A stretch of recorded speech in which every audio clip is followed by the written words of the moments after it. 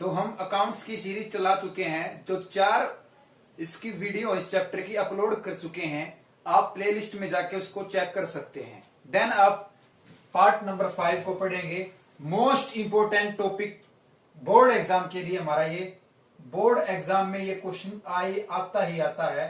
अगर आप थ्योरी करते हो तो, अगर आप थ्योरी पढ़ते हो इस चैप्टर की, तो ये क्वेश्चन 8 नंबर में आता ही आता है कि पार्टनरशिप कैपिटल अकाउंट्स मतलब साझेदार के खाते, लेकिन कितने प्रकार के, types of partnership capital account, कितने प्रकार के साझेदार पूंजी खाते होते हैं, कि साझेदार का अलग अलग एक अकाउंट होता है, उसमें क्या क्या वो कंडीशन उसको लिखते हैं, उसके बारे में हम डिटेल से जानेंगे।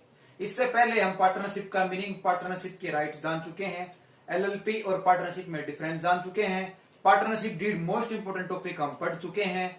लास्ट वीडियो में हमने profit and loss appropriation account बनना सीखा था, और उसके साथ साथ उसकी एंट्रीज जो बोर्ड एग्जाम में पूछ जाती हैं। अब उसके हिसाब से हमारा ये 8 नंबर का क्वेश्चन ये भी बनता है कि types of partners capital account, साझेदार के पूंजी खाते कितने प्रकार के हैं।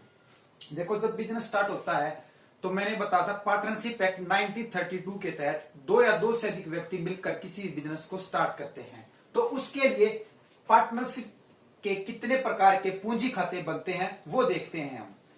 सबसे पहले अगर आपको 8 नंबर में पूछा जाए तो लिखना किस तरह है, तो 8 नंबर में पूछा जाता है ये क्वेश्चन, तो इसमें लिखना किस तरह है। सबसे पहले पार्टनर्स कैपिटल अकाउंट के बारे में लिखना है कि प्रत्येक साझेदार का एक अलग से खाता होता है, यानी सेपरेट कैपिटल अकाउंट, अलग पूंजी खाता होता है उसका, ठीक है। उसके बाद क्या, अगर उसका अलग से पूंजी खाता है तो उसके पूंजी खाते में क्या क्या ऐड होगा, कैपिटल उसकी पूंजी, ड्रॉइंग्स उसकी, interest on capital, interest on drawing, goodwill, reserve, transfer by capital account, ये सारे के सारे उसके पूंजी खाते में ट्रांसफर हो जाएंगे डेबिट या क्रेडिट में। ओके, एक लाइन 2 लाइन यहां से हो गई हमारी। उसके बाद फिर अब हमारा क्वेश्चन है types of partners capital account, पूंजी खाते साझेदार के कितने प्रकार के हैं। फिक्स कैपिटल अकाउंट और fluctuating capital account. Fix capital account क्या होता है हमारा बच्चों, इस वीडियो में हम फिक्स कैपिटल के बारे में पढ़ेंगे। देखो, नाम से पता लगता है फिक्स। अगर कोई भी पार्टनर ये कह दे कि मुझे जितने साल आप अपने बिजनेस में रखो, मुझको फिक्स कैपिटल चाहिए है, ना तो मेरी कैपिटल बढ़नी चाहिए और ना ही मेरी कैपिटल घटनी चाहिए, नो चेंज ऑफ कैपिटल, वो अपनी कैपिटल में कोई चेंज नहीं चाहता, वो हमारा क्या कहलाता है, फिक्स कैपिटल अकाउंट। सेकंड है फ्लेक्चुअल कैपिटल अकाउंट। इसमें क्या होता है, हमारी पूंजी घटती बढ़ती रहती है। इसका सिर्फ एक इफेक्ट पड़ता है बेटा, फिक्स कैपिटल में हमारे 2 अकाउंट बनते हैं, लेकिन फ्लेक्चुअल में हमारा एक अकाउंट बनता है। ये डिफरेंस है, आपको पूछ जाता है 8 नंबर में। तो फिक्स कैपिटल क्या लिख रखा है, every partner decide that a certain period of fix capital और नॉट चेंज कैपिटल, मतलब प्रत्येक साझेदार यह निश्चित करता है कि भविष्य में उसे अपनी कैपिटल में कोई चेंज नहीं चाहिए, वो एज इट इज चाहिए, वो हमारा फिक्स कैपिटल अकाउंट होता है। तो ये हमारी 4-5 लाइनें हो चुकी हैं। अब इसके बाद फिक्स कैपिटल अकाउंट कितने प्रकार का है ये देखते हैं। देखो, अगर मैंने ये बताया कि फिक्स है तो कोई चीज फिक्स है, उसकी चेंज नहीं होगी। फिक्स कैपिटल अकाउंट भी हमारा 2 प्रकार से होता है, करंट अकाउंट और कैपिटल अकाउंट। करंट अकाउंट का मतलब क्या है, जैसे कि हाल ही में कोई ऐसा काम किया पार्टनर ने, या कैपिटल नहीं ले आया या कैपिटल निकाल ली, उसे बोलते हैं करंट अकाउंट, चालू खाता। चालू खाता मतलब डेली बेसिस पे होता है हमारा, ठीक है। और करंट अकाउंट इसको हिंदी बोलते हैं चालू खाता। फिर है कैपिटल अकाउंट, पूंजी खाता। अब वो पूंजी खाता में मैंने क्या क्या बातें लिखी थी वो सारी बातें इसमें लिखेंगे।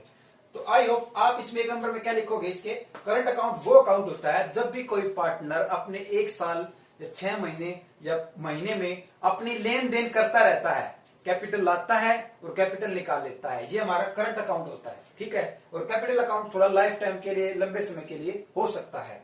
करंट अकाउंट पर्टिकुलर, ये हमारी डेबिट साइड है, ये क्रेडिट साइड है। पर्टिकुलर ए बी सी ये 3 पार्टनर है, इस साइड क्रेडिट साइड भी है। तो हमने क्या लिखना है, जो हमारे पार्टनर ए बी सी हैं उनकी ओपनिंग कैपिटल हमारी बैलेंस शीट में कितनी दे रखी है, हमारी लायबिलिटी साइड में, बाय बैलेंस बीडी ओपनिंग जो भी है लिख देंगे। उसके बाद इसमें क्या चेंज है कि बाय कैश, अगर कोई पार्टनर एडिशनल कैपिटल लाया है तो उसकी क्रेडिट साइड में लिखेंगे बाय कैश या बाय बैंक लिख के नीचे लिखना एडिशनल कैपिटल। इसी तरह इस साइड अगर कोई पार्टनर पैसे निकालता है तो हमें जाहिर सी बात है कि उसके क्रेडिट बैलेंस में से पैसा कम हुआ तो डेबिट करेगा वो टू कैश विड्रॉल, यानी निकाल लेना। ए बी सी कोई भी निकाल सकता है। और लास्ट में बाय बैलेंस सीडी।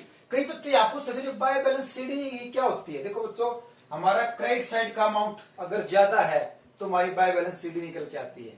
ठीक है, जिस साइड का टोटल ज्यादा है उसको हम बैलेंस सीडी कहते हैं कि अब हमने सारा काम कर लिया, कितना बच गया हमारे पास, कैरी डाउन।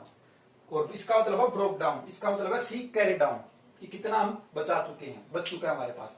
अब इसमें है कैपिटल अकाउंट, ये डेबिट साइड और कैपिटल क्रेडिट साइड। इसमें भी ऐसा ही है।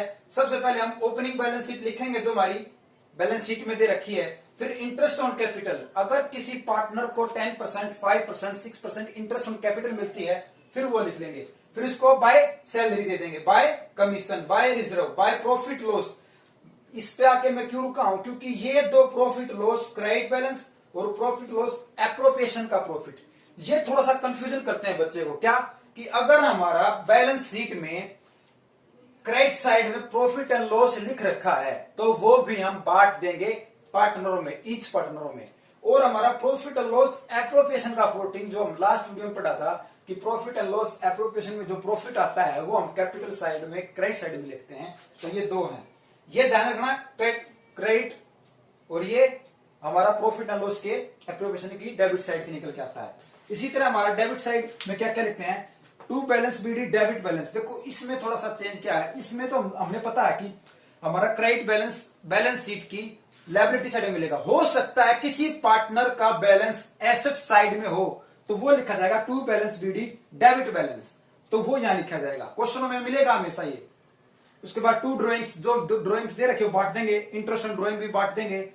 टू प्रॉफिट एंड लॉस, एक और यहां पे क्यों रुका हूं मैं, क्योंकि इसमें बोला गया कि एसेट साइड में डेबिट बैलेंस पड़ा प्रॉफिट एंड लॉस का, उसको भी बांट देंगे। इसमें क्या बोला था मैंने, इसमें क्रेडिट साइड यानी लायबिलिटी साइड में प्रॉफिट लॉस का डेबिट क्रेडिट बैलेंस पड़ा था, इसमें क्या प्रॉफिट लॉस का डेबिट बैलेंस एसेट साइड में लिख देता हूं मैं। यहां ये हमारी एसेट साइड में मिलेगा इसका बैलेंस ए से, और ये हमारी लायबिलिटी साइड से एल से डिनोट कर दिया है मैंने।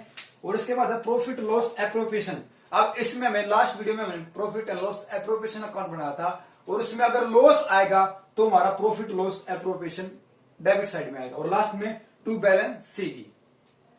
अगर ये हमारा फिक्स कैपिटल के टाइप्स हैं, अगर आप इतना लिखोगे तो आपके 5 नंबर तो हमारे वैसे ही पक्के हो गए। अभी तो एक पार्ट और है हमारा फ्लेक्चुअल कैपिटल का, इतना आसान है, समझोगे और 1 बाय 1 करके इसको 1-2 बार राइट करके लिख के देखोगे तो आपको अकाउंट आसानी से याद हो जाएंगे।